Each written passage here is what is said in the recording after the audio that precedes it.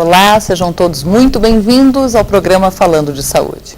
Hoje estou muito feliz porque nós estamos aqui na ETV estreando esse programa ao vivo. Você pode participar enviando a sua pergunta para a nossa página no Facebook e, na medida do possível, a gente vai tentar esclarecer aqui.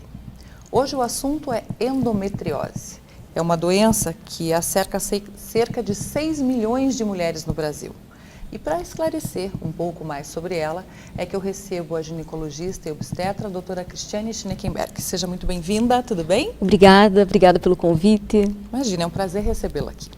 Vamos começar com essa pergunta? O que é endometriose? Então, a endometriose, com esse nome meio complicado, né? Ela não é uma doença que há muito tempo seja, assim, conhecida, né, de maneira mais comum. Tá. Mas a endometriose, ela vem a ser um processo de inflamação crônico que vai acontecendo aos poucos na pelve da mulher, ou seja, dentro da barriga. Certo. E vem acontecendo essa inflamação crônica devido ao fato de a camadinha de dentro do útero, que chama endométrio, por algum motivo que ainda não se sabe ao certo, ficar presente ao lado de fora do útero. Então, na superfície externa do útero, nas trompas, no ovário ou nos órgãos vizinhos, como a bexiga, o intestino. Existem algumas explicações que, por algum motivo, durante a menstruação, ao invés de seguir só o caminho de dentro do útero para fora do útero, pela vagina, Certo. que a menstruação saísse um pouquinho pelas trompas e fosse parar lá dentro da barriga, né, se instalando nesses pontos. E existem outras hipóteses, né, que a mulher já nasceria com o tecido do endométrio ali e com o tempo ele se desenvolve. Então não se tem ainda a razão exata, Tá. mas a endometriose é uma inflamação crônica causada pela presença do endométrio na parte externa do do útero. órgão, né, reprodutivo. Tá. Tem algum sintoma? A mulher que é portadora ou que adquiriu essa doença, ela vai ter um sintoma? Ela vai saber que ela está com endometriose? Então, a endometriose, ela tem como característica principal a cólica, a dor da cólica. Porque o que vai acontecer? Quando a mulher menstrua, tudo bem que o sangue saia via vaginal. Mas se tem, não que ocorra uma menstruação dentro da barriga, mas aqueles pontos onde aquele tecido está alojado por fora do útero, ele vai promover uma irritação, como se fosse um pequeno sangramento naquele local. E aí você pode, então, além de ter, na hora da menstruação, muita cólica, processos que geralmente vêm acompanhando essa cólica, como dor intestinal, desconforto, né, importante, né, ao fazer o xixi na micção. Então, toda essa... Não é uma cólica comum, uma cólica que você toma um analgésico E ela passa. melhora, mas ela é uma cólica bem significativa que limita a atividade da mulher e que tem uma característica de ser progressiva, ou seja, ano passado eu tinha cólica de determinada forma, agora eu tenho que ir no hospital tomar soro. Então, ela vai progredindo de forma que se percebe que é um processo que está evoluindo. Mas o perigo disso é porque ela evolui. Então, no começo, ela pode ser confundida com uma cólica menstrual, por exemplo? Pode. Então, quando a cólica menstrual ganha uma intensidade que venha, né, a trazer esses elementos aí que fugiram um pouquinho do habitual, sempre é bom investigar, porque não se deve esperar, né, para que a endometriose esteja num grau avançado. Tá. Tem idade para ter endometriose? Porque eu falei aqui na introdução que são cerca de 6 milhões de mulheres, mas são mulheres em idade madura, é só depois que menstrua? Tem uma idade mínima para ter essa doença ou não? Então, o diagnóstico acaba acontecendo principalmente depois dos 30 anos, mas ela é uma doença da mulher que está menstruando. Então, hoje, cada vez mais se valoriza buscar, diagnosticar, pensar na possibilidade, até mesmo na paciente adolescente, aquela que está menstruando há 3 anos, há 4 anos. Então, se a cólica para essa adolescente tem todo esse, né, comprometimento, pode realmente acontecer na paciente bem jovem. Só que na maioria das vezes, como é um processo gradativo, vai se perceber isso lá mais com tarde. 25, 30 anos. Tá. E, doutora Cristiane, pode ser hereditário? Isso pode passar de mãe para filha? Ou mudo a pergunta, se a mãe tem as maiores chances da filha ter? Olha, os fatores de risco para endometriose são principalmente ligados à menstruação mesmo, tipo menstruar cedo, né, fatores ligados a menstruar com ciclos mais curtos, ou seja, mais vezes. E o fator familiar, ele entra nessa lista de favorece, mas como não se sabe ainda a causa exata, também essa história de depender da família, ou quem tem na família tem uma chance maior, não dá para se dizer, né? Tá. Mas em alguns casos... Em alguns casos, sim. Quando tem, né, várias pessoas na família, né, existe uma certa propensão. Tá. Mas não é o principal fator. Entendi. Você falou que pode ser adolescente, pode ser em mulher madura, mas somente enquanto a mulher menstrua. Isso. Depois da menopausa, não. Não. Se ela não teve enquanto na fase que menstruava, se ela entrou na menopausa, ela não corre mais esse risco. Não vai mais correr o risco. Tá, pelo menos uma vantagem na menopausa, Uma né? vantagem. Bom, essa doença, a endometriose, pode causar infertilidade? Pode. Então, as consequências desse processo inflamatório crônico na pelve podem ser, além da dor, a longo prazo, né, a infertilidade ou algumas consequências da aderência que pode acontecer entre o útero e os órgãos vizinhos, entre o útero e a bexiga, entre o útero e o intestino. Então, começa às vezes a ter dor, né, intestinal, relacionada também à questão urinária. Mas a infertilidade acontece porque nesse processo todo, as trompas podem acabar sendo obstruídas ou podem ficar, numa linha, né, ao invés dela ficar retinha, ela vai ter tortuosidades, acotovelamentos, ela dobra. Tá. Então, a trompa numa condição ruim, né, é o principal fator de atrapalhar para engravidar. Além do que a própria inflamação na pelve já é um impedimento. Tá. Tem causa? Essa doença tem uma causa? Por que ela aparece?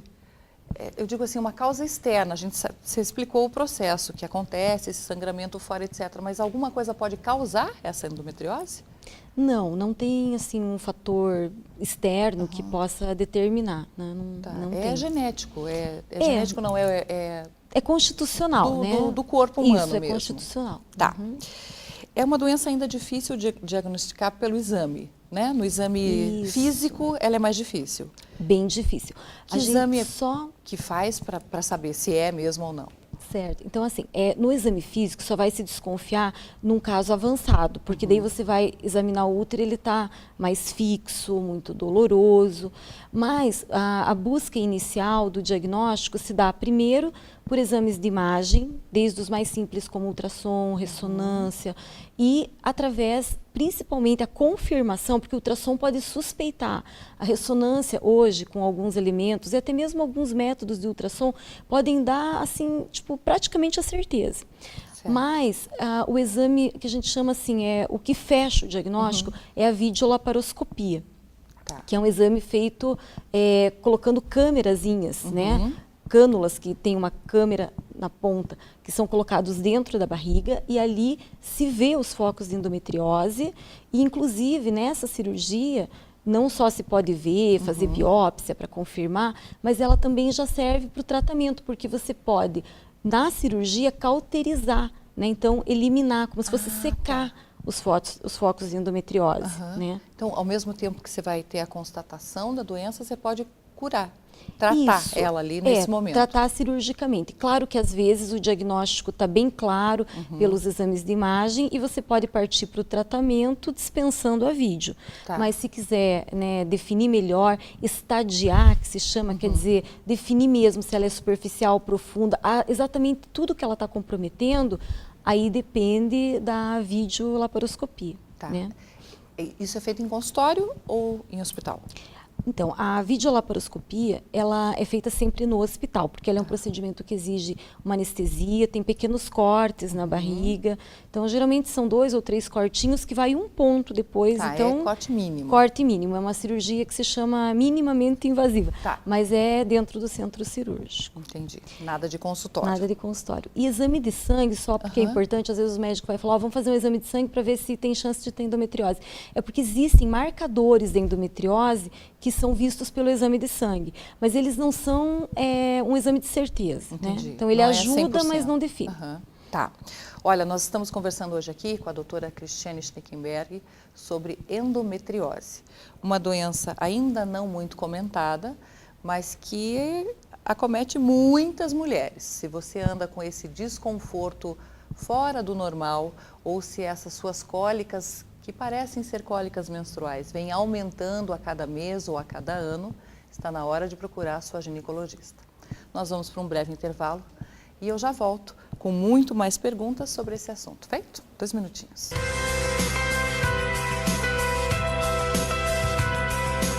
Estamos retornando e hoje, falando de saúde, está recebendo a doutora Cristiane Schnickenberg e, por enquanto, o nosso assunto é endometriose. Bom, você falou que tem a cirurgia, que é a laparoscopia? Laparoscopia. Isso. Mas existe um outro tratamento ou todo caso de endometriose tem que ser feito essa cirurgia? Então, o tratamento para endometriose, basicamente, mesmo que na cirurgia se faça aquele local ali de cauterizar os focos, ele passa pelo processo de parar de menstruar. Tá. Já que a menstruação é a causa e é o que mantém a situação. Então, dependendo do caso, a gente pode tratar a endometriose se descoberta no início, precocemente, com uma simples pílula anticoncepcional usada de forma contínua. Tá. Por um tempo longo, enfim, até poder resolver esse processo. Não que suspendendo não possa voltar, mas assim, a princípio usa por um tempo longo e depois vai reavaliando. Ver se ela está bem, se ela sumiu ou não. Isso, se precisa mesmo continuar ou não. Tá.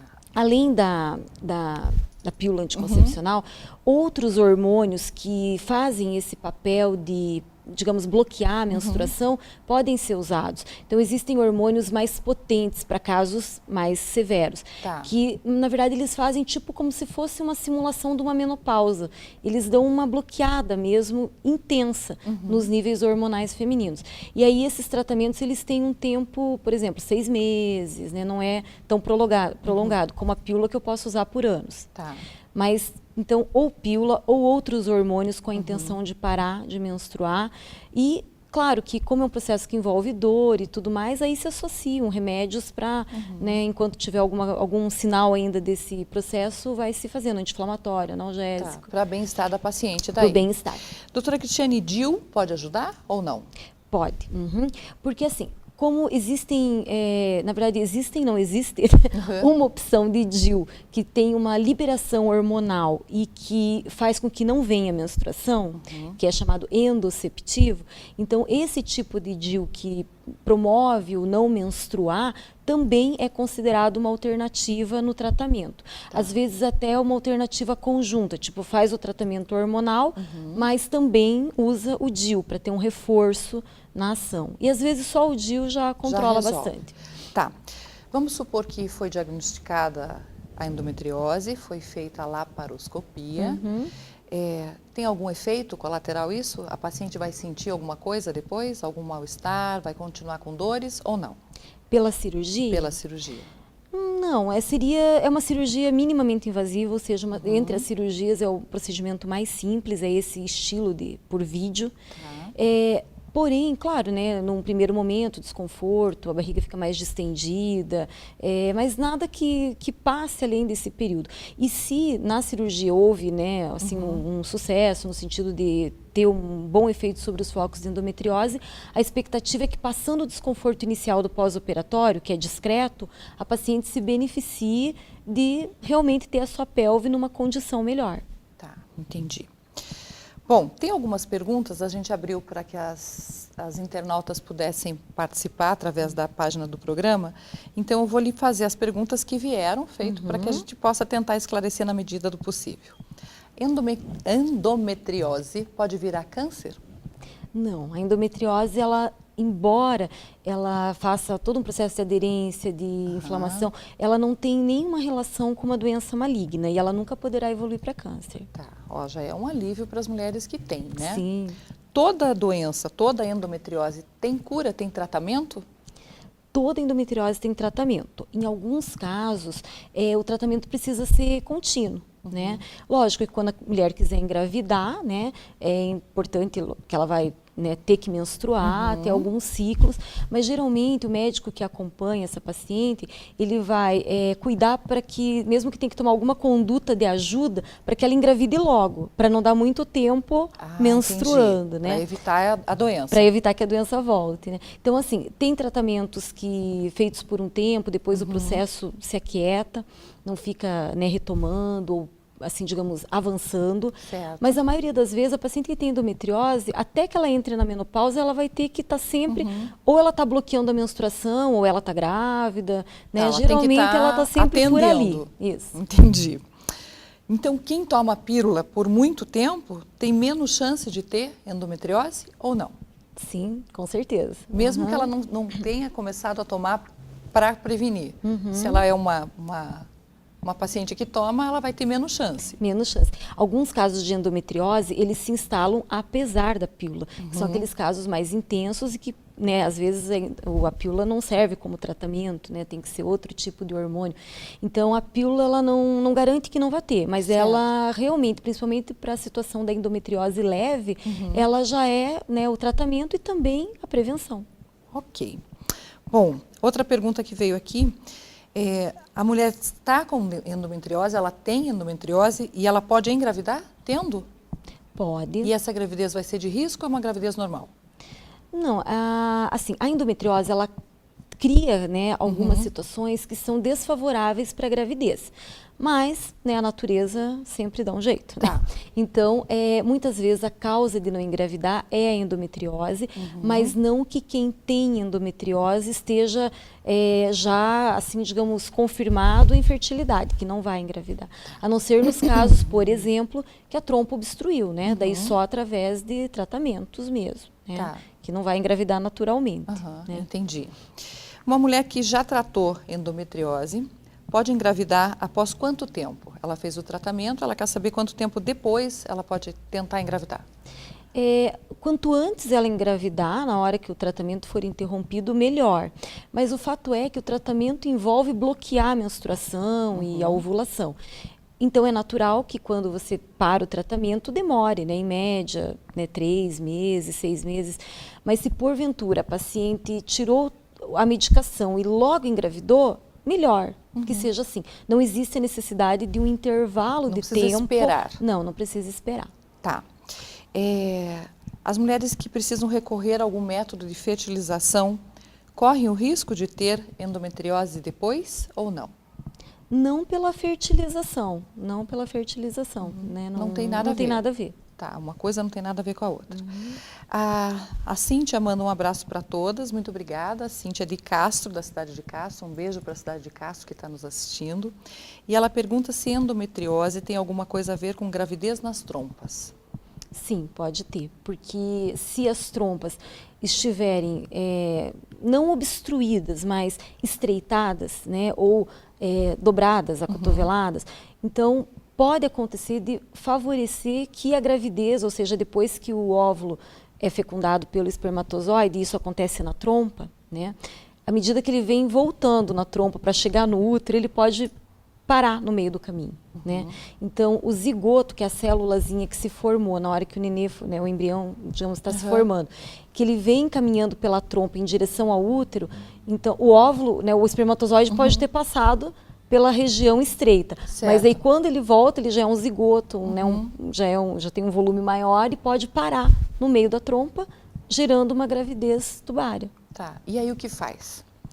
Aí é cirúrgico, né? A gravidez tubária, existem algumas propostas de tratamento com remédio, mas a nível, né, assim, um caso ou outro, basicamente gravidez tubária é igual a cirurgia. Daí tem que fazer um cortinho na barriga ou cirurgia por vídeo e retirar aquela área da trompa, porque vai, né, evoluir para um processo de hemorragia, a trompa vai romper, vai sangrar dentro da barriga. Então isso, né, ou quando faz o diagnóstico já aconteceu, está com sangramento ali, tem que resolver na hora, ou viu que a gravidez está na trompa, ainda não houve uma ruptura, mas vai para a cirurgia. Certo. A Roberta de Tibagi, um beijo enorme. Hoje eu estou mandando beijo para todas as cidades aqui que estão assistindo. Um beijo para vocês, obrigado pela audiência. A Roberta está perguntando se menstruar várias vezes no mesmo mês pode ser um sintoma de endometriose. Não exatamente, mas assim, quem menstrua com ciclo curto tem mais chance de ter endometriose. Tá, um ciclo normal é 28? Em torno de 28 dias, né? 28, 27, 30. Tá, o que a gente pode considerar um ciclo muito curto? Abaixo de 20 dias é um ciclo curto. Ah, já é curto. Então, se ela menstrua várias vezes no mesmo mês, algo está errado. Algo está errado. Não que a endometriose faça menstruar mais vezes, mas Certo. se você menstrua mais vezes, você tem um risco chance maior de ter endometriose. Ok. Olha, nós estamos conversando aqui com a doutora Cristiane Schnickenberg, obstetra e ginecologista, e até agora, nos 2 primeiros blocos, o assunto foi endometriose. A partir do próximo bloco, a gente fala da saúde íntima feminina de uma maneira geral. Feito? No intervalo rapidinho, você corre pegar uma água, mas não sai daí que a gente já volta.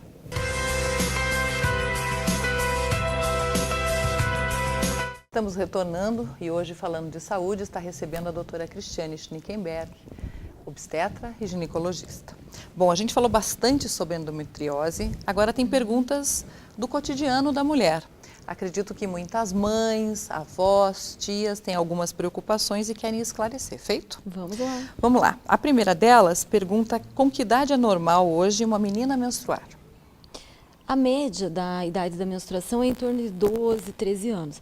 Mas nos últimos anos a gente tem percebido, e até existe um estudo que a cada década está adiantando um ano, então existem estudos mostrando que cada vez mais a menstruação, a menarca, que é a primeira menstruação, tem se antecipado. Então hoje, já ao invés de 12, 13, a gente considera que meninas de 11 e até mesmo de 10 anos podem estar menstruando sem que isso represente uma doença, uma puberdade precoce. Só que quando a menina menstrua, por exemplo, num limite de idade, com 10 anos, é necessário avaliar se essa menstruação está vindo no momento em que ela já teve os outros elementos que são importantes que aconteçam um pouco antes ou mesmo junto, como a mama, a altura que ela está, né? Então, se uma menina que não tem ainda o desenvolvimento mamário, que não teve o estirão de crescimento, que não ganhou a altura suficiente, menstrua, não está certo, né? Tá. Mesmo que ela tenha 11 anos. Mas se menstruar com 11 anos, só que é aquela menina que já evoluiu com a puberdade um pouco mais adiantada, Já tem se altura, desenvolveu, pode ser realmente considerado normal. Tá, então você até quase já respondeu a outra pergunta, que era se é verdade que depois que a menina menstrua, ela para de crescer. Isso é verdade? Não exatamente. Que assim, tem esse mito, não tem? Que a menina esse menstrua, ela mito. não vai crescer mais. É que o estirão de crescimento, que é a fase mais rápida e, digamos, mais, assim, que tem um valor maior, né, em centímetros para crescer, acontece antes de menstruar. Mas depois que menstrua, a expectativa é que o crescimento se mantenha num ritmo um pouco mais lento. E a média de crescimento após menstruar é de 6 a 10 centímetros. Ah, cresce bastante. Cresce. Ainda. Tá bom, então dá. Doutora Cristiane, é possível retardar a menstruação de uma menina? É possível atrasar esse período que ela vai menstruar? É possível. Então, existem medicamentos que fazem um bloqueio da puberdade, mas são medicamentos que interferem diretamente no, né, digamos assim, no eixo do hormônio que vem desde o cérebro, que age do cérebro, no ovário, no útero. Então, tem que ter muita indicação para fazer isso, porque também traz efeitos colaterais, interfere sobre o padrão da ossificação. Então, realmente, só porque talvez, né, a gente concorda com as mães do consultório, é difícil uma menina de 10, 11 anos lidar com a menstruação.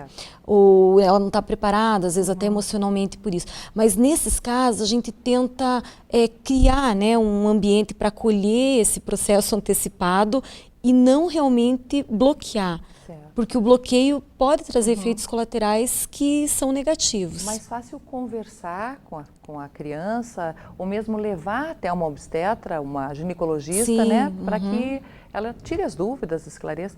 Até você faz um trabalho que eu acho muito interessante e quero contar aqui para os telespectadores, que você atende muitos jovens, né? Muitas adolescentes. Sim. E elas se sentem extremamente à vontade, talvez por você ser jovem, isso proporciona mais intimidade com elas. E é importante, né? Obrigada. Ah, mas é verdade. Mas, assim, na verdade, o que acontece? Todo ginecologista, ele pode atender, né, a menina numa questão ginecológica, né? Não como pediatra.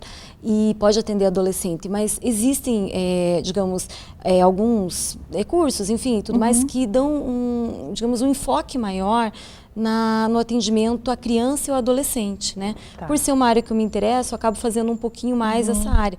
Então, independente de ser com o ginecologista que faz infanto-puberal, que é infância e adolescência, mas é importante sim que né, seja em determinado momento, quando a puberdade começa, que a menina vá ao ginecologista para já poder começar a acompanhar.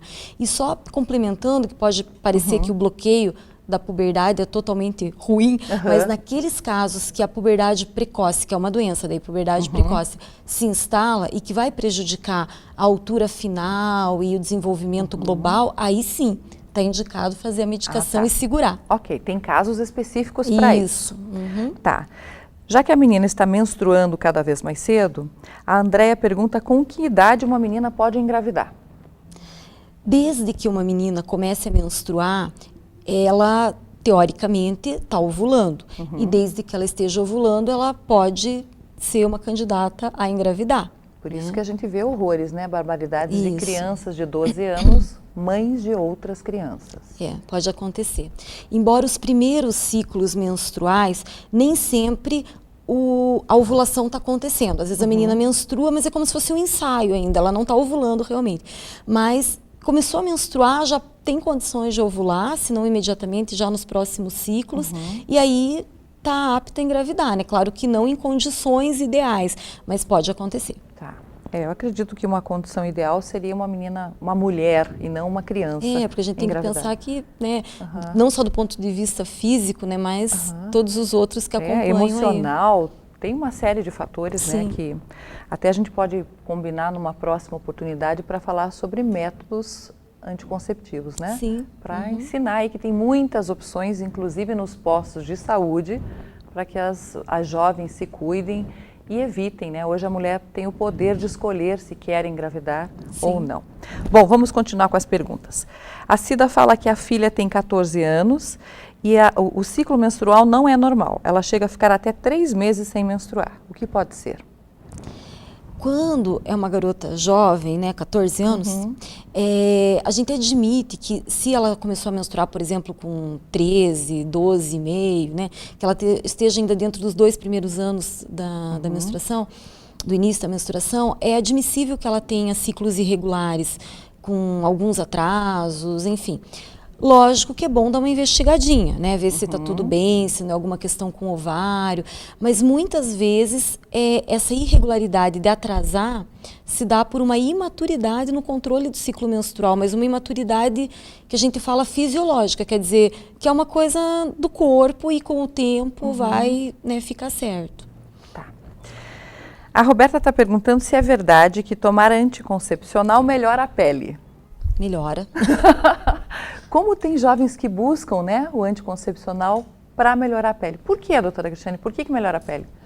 Porque sem o anticoncepcional, o ovário produz hormônios de uma forma livre, né? E aí ele pode, né, muitas vezes é frequente que aconteça, tá produzindo um número maior de androgênios, que são alguns hormônios que colaboram para aumentar, né, a produção sebácea da pele, a acne, a oleosidade. E aí quando você usa o anticoncepcional, esse ovário ele fica sobre um bloqueio da pílula e a produção hormonal fica bem mais estável. Com isso a pele melhora. Tá vendo? Então não é mito não, é não, verdade, é verdade. Sim. Bom, vamos lá. Ela está perguntando por quanto tempo ela pode tomar a pílula sem menstruar. Eu acredito que quanto tempo sem parar mesmo, né? Então existem pílulas já feitas e elaboradas com a intenção de usar continuamente, mas não que eu não possa pegar uma pílula que é para dar intervalo e emendar por, né, 6 meses, 8 meses. Não tem problema. Na verdade, não existe uma necessidade de menstruar, né? Todo mundo fica em choque. Não meu existe. Deus, e por que a gente passa por esse sofrimento? Na verdade, a mulher só precisa menstruar quando ela tiver interesse reprodutivo, quando ela quiser engravidar. Mas nem sempre é adequado bloquear a menstruação. Mas em casos, digamos, falando de um caso comum, a mulher pode optar se ela quer menstruar ou não. E ela pode manter uma pílula continuadamente, sem dar intervalo e sem menstruar por um tempo indeterminado, até quando ela quiser engravidar. Ah, beleza. Não tem aquela história que tem que tomar um ano e daí parar, esperar? Não. Não, isso não é tem. mito. Uhum. Tá.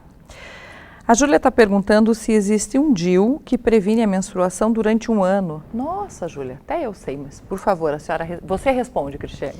Tem um DIU que ele vai agir liberando um hormônio dentro do útero, e aí a camada de dentro do útero ela não cresce e não descama. Então ela fica estável e não tem a menstruação. Tá. E esse DIU ele é feito já para usar por 5 anos.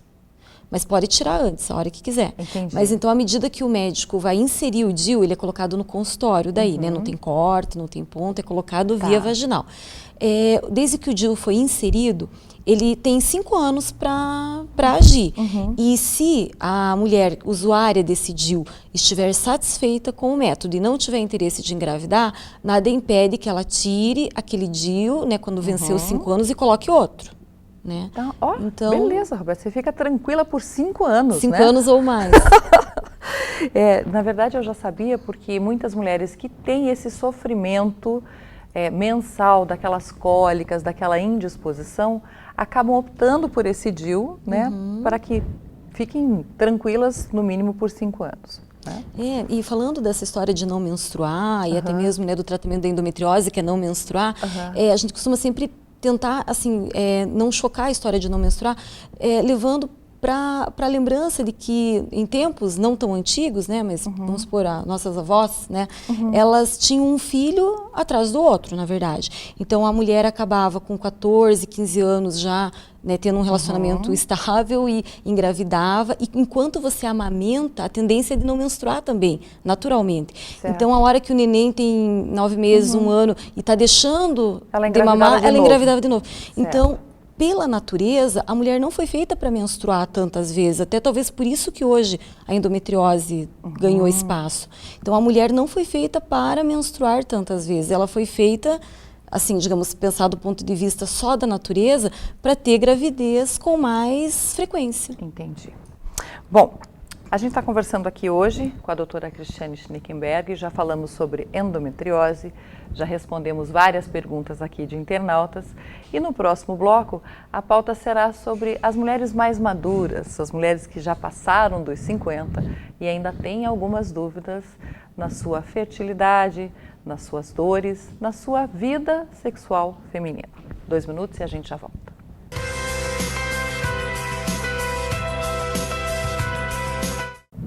Estamos retornando, batendo um papo hoje aqui com a doutora Cristiane Schnickenberg. Bom, já falamos de jovens, de endometriose, já respondemos perguntas sobre menstruação. Agora as mulheres maduras, mulheres que já passaram dos 50 anos, também enviaram algumas perguntas. E eu me incluo nesse quadro, então estou bem satisfeita aqui para você esclarecer elas. Vamos lá. Com que idade é normal entrar na menopausa? Se é que tem uma idade normal para isso? A média, considerada, né, o mais frequente, o mais habitual, de 48 a 52.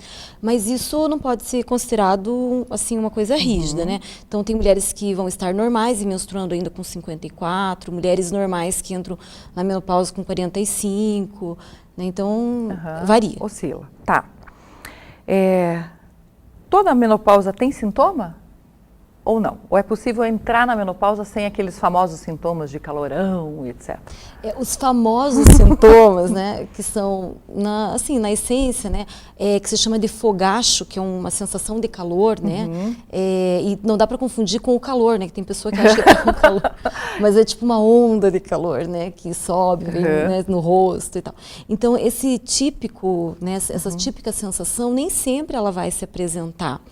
Mas dificilmente a mulher vai entrar nesse período da menopausa sem, né, como se nada acontecesse, porque é comum e frequente, chegando perto da época da menstruação parar, acontecerem irregularidades, tipo começar a vir muito espaçado ou até mesmo muito intenso ou muito frequente, ou seja, variações de ciclo menstrual podem acompanhar a chegada da menopausa. E fatores ligados à falta de hormônio mesmo, tipo ressecamento vaginal, alteração de humor, alteração, né, de desejo sexual. Então, são tantos os pontos em que a variação hormonal da menopausa vai acontecer que dificilmente a mulher não vai sentir nada, né? Mas a onda de calor nem todas têm. Tá, mas algum sintoma ela vai sentir, alguma coisa, diferença quem ela viver vai ter. verá. Tá. Olha, a Maritza está falando que a mãe dela entrou na menopausa com 45 anos e ela está chegando perto dessa idade. É genético isso? Se minha mãe entrou cedo, eu também vou entrar? Não, não tem uma ligação, né? Existe assim uma história familiar que conta um pouco, mas a gente vê muitas variações, então isso não é considerado um fator de risco. Não é porque a mãe teve cedo que ela vai ter também. Tá, quanto mais cedo menstrua, mais cedo se entra na menopausa ou não? Também não tem essa relação de quanto antes menstruar. Tem mulheres que menstruam tarde e entram na menopausa cedo, né? Ao contrário também. Tá. Pergunta para a doutora Cristiane se eu posso saber se estou na menopausa somente se eu parar de menstruar ou tem algum outro sintoma. Sim, né? Então, assim, muitas vezes, vamos imaginar que uma mulher esteja na pré-menopausa, mas que ela esteja com aquele DIU que não menstrua. Então, ela não vai perceber que ela parou de menstruar porque né, ela não estava menstruando mesmo.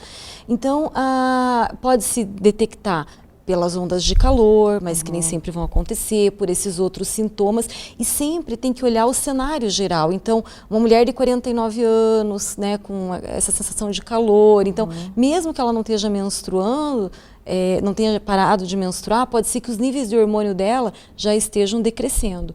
Nós costumamos, às vezes, pedir dosagens de hormônio para definir melhor se o hormônio já está ou não num nível de entrada de menopausa. Mas a palavra menopausa, por definição, assim, se caracteriza na ausência de ciclos, né? Certo. Começou a falhar muito, já é um sintoma. Exatamente, mas se porventura, né, algum fator que a menstruação ainda esteja vindo ou não esteja vindo por causa do DIU, por exemplo, então outros elementos podem nos trazer, né, essa, digamos, situação assim de que realmente já deve estar e dá para confirmar com exames de sangue. Tá, então acredito que você também já respondeu essa outra pergunta. A Paula, não vou falar o sobrenome, ela pede para não se identificar. Paula tem muitas Paulas, tá, Paula? Ela fala assim que ela usa DIU e a médica garantiu que assim ela não vai ter menopausa. Então não está certo isso. Se a gente considerar assim que é o momento que para de menstruar, isso não vai ser tão demarcado, né? Porque a hora que ela tirar o DIU, daí não vai estar menstruando, então aquele momento de parar mesmo não vai acontecer de parar mesmo. Entendi. O que a médica talvez quis dizer, Paula, é que você não vai perceber a menopausa, porque você já não menstrua. Somente se ela tiver esses sintomas, esses sintomas, isso mesmo. Ah, tá legal. Bom, agora vem uma polêmica aqui que as mulheres brigaram, inclusive, aqui na internet, falando sobre os famosos hormônios. A doutora Cristiane, ginecologista, é a favor ou contra a mulher tomar hormônios depois que entra na menopausa? Eu sou a favor. Por quê? O que é esses hormônios? Explica pra gente. Então, como a menopausa pode trazer alguns prejuízos, né, para a qualidade de vida da mulher, se propõe que se faça uma reposição hormonal. Então, você pode repor, claro que de uma maneira personalizada, adequada, em dose, em tipo de hormônio, para cada caso é um caso, mas você pode repor esse hormônio de maneira a trazer uma adequação, né? Então, se tem ondas de calor, nós vamos tratar e não vamos ter. Se tem ressecamento vaginal, nós vamos tratar e não vamos ter. Então, a gente consegue melhorar, né, a qualidade de vida e minimizar todos esses sintomas, repondo, em parte, de maneira adequada, o hormônio que está faltando. Então, antigamente, a expectativa de vida era mais curta, né? Então, vivia-se até 60, né? E tudo mais, assim, não era muito longe disso. Hoje, não, né? A mulher entra na menopausa com 50 anos, mas ela tem muito pela frente, né? Muitas estão começando alguns aspectos da vida, né? Aos 50 anos. Eu tenho pacientes fazendo faculdade, recomeçando um relacionamento. Então, assim, como que essa mulher vai conseguir, né, levar toda essa expectativa. Pela qualidade de vida dela que você recomenda. Porque a discussão entre elas era sobre engordar. A maioria delas falava, citava aqui, que com a reposição hormonal acabou ganhando alguns quilos a mais. Isso é verdade? É que a menopausa, ela vem junto com o período de vida que o metabolismo já está um pouco diferenciado, que você Menos ganha acelerado. facilmente e perde dificilmente. Certo. Então, tudo isso, então sabe-se que depois de uma certa idade a tendência é ganhar alguns quilos gradativamente a partir, né, dos anos ali. Mas a reposição hormonal, ela não tem obrigatoriedade, assim como o anticoncepcional, muitas vezes também é questionado sobre isso, né, sobre engordar com o anticoncepcional, mas nem o anticoncepcional, nem a reposição hormonal está obrigatoriamente ligada ao fato de ganhar peso. Certo. Um paciente ou outro pode acontecer, como poderia acontecer sem a reposição. Mas aí, por isso que cada caso é um caso. Por isso é importante uma avaliação. Isso, é bem possível repor sem ganhar peso por isso. Ok. Olha, eu adorei te receber aqui hoje. Eu que Prometo gostei. que vou incomodá-la mais vezes, feito? Vai ser um prazer. E eu tenho certeza que todos de casa gostaram desse nosso bate-papo hoje aqui com a doutora Cristiane Schnickenberg. Se alguém ficou com alguma dúvida, pode telefonar para algum número? Sim, o consultório é 3224-0224. 42 aqui de Ponta Grossa. Obrigada, viu? Foi um prazer te Eu que receber, agradeço. tá bom? Olha, o Falando de Saúde de hoje fica por aqui. Eu quero agradecer a toda a equipe aqui da ETV que faz esse programa acontecer. Agradecer a Ideato Acrílicos, ao Armazém do Marceneiro e a Mari Flor, que decora o nosso estúdio, e principalmente a sua audiência. Obrigado por permitir que eu entre aí na sua casa. Semana que vem tem mais ao vivo, na terça, às 8 horas da noite, aqui na ETV. Fiquem todos com Deus e não muda de canal. Acompanhe agora o Jornal da TV Educativa. Até mais. Tchau, tchau.